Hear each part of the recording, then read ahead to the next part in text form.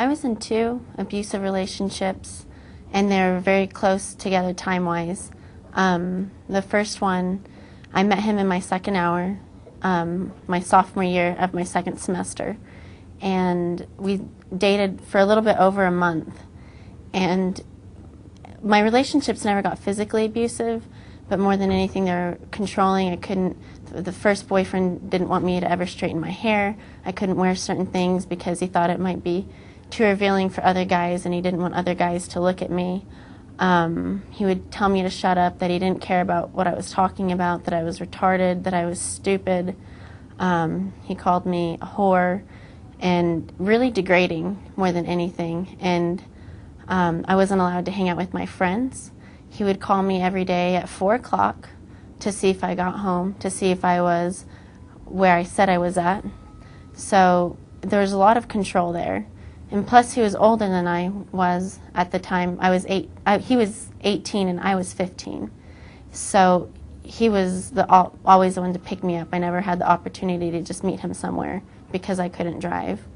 The second boyfriend, I met him at a coffee shop, and he was 21 and I was 15.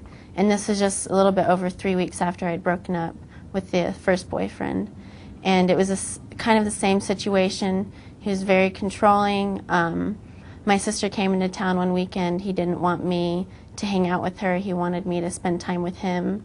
He got very upset when I didn't call him when I said I would. He wanted me to call him every morning before I went to school, and I had to go to school at 7:30. So he wanted me to call him at 7:30 every morning to see if I was there, and just got upset when I didn't.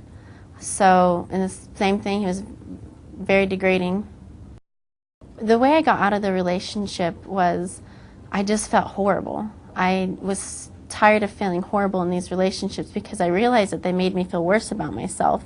I didn't recognize it as abuse. I just didn't like the way they made me feel.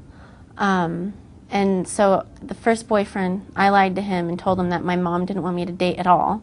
Not just him, she just didn't want me to date anyone. And so I met him at a public place, though, so that other people were there in case he got angry with me. And my mom picked me up later that night at Starbucks. And the second boyfriend, I broke it off with him, and he didn't take no for an answer. I repeatedly told him over and over again, I don't want to be with you. And I was honest with him. I just told him, I don't want to be with you.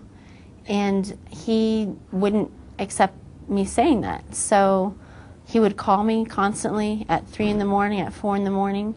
And this went on for a couple months. And finally, I think he got the point.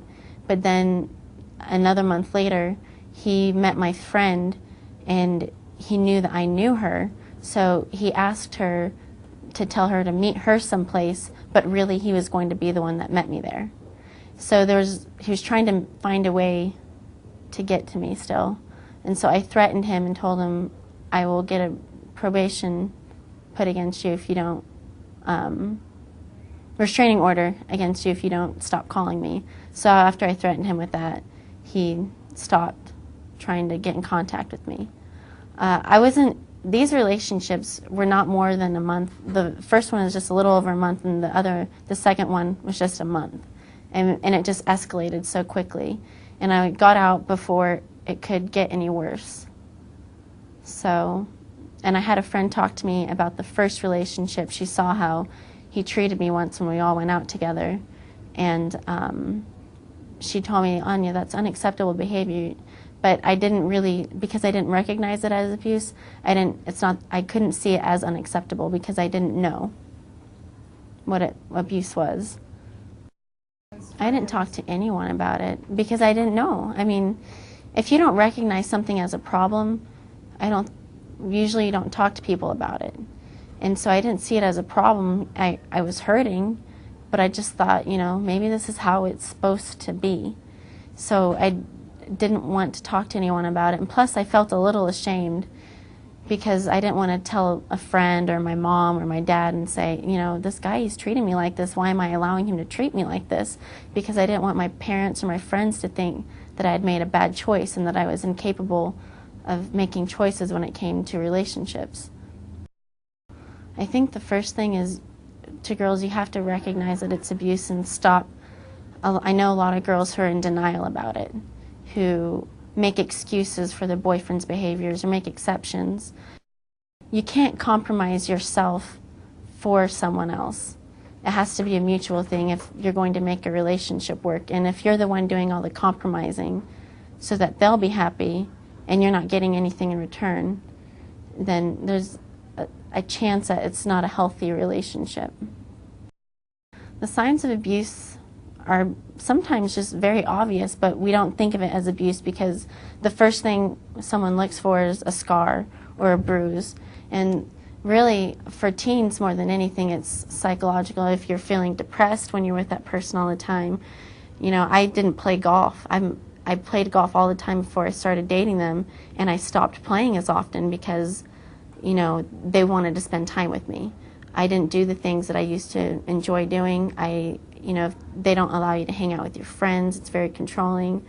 Some of my friends who have been in abusive relationships, their grades dropped dramatically. They changed their looks. They're just very depressed because they weren't happy.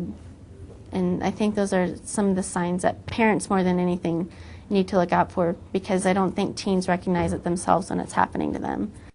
Abusive relationships are really widespread, and I don't think people understand that, because after I appeared on Dr. Phil, I had 4 girls come up to me who were in my grade and tell me their stories.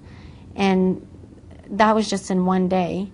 And people don't talk about it, so they don't realize it, but because I've talked about it before, I've met several girls who are in abusive relationships or have been in one. So it is very widespread. And I've even had guys come up to me and tell me that they were in an abusive relationship with a girl.